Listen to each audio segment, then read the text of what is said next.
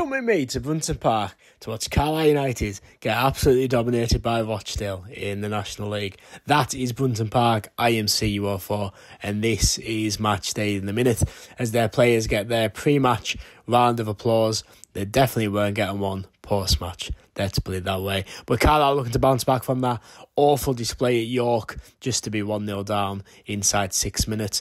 At half-time, we brought on Lawamba and Ellis, hopefully making a bit of a difference. Spoiler, it didn't. Rochdale went 2-0 up in a dominant performance. Their away fans there loving the triple from Manchester.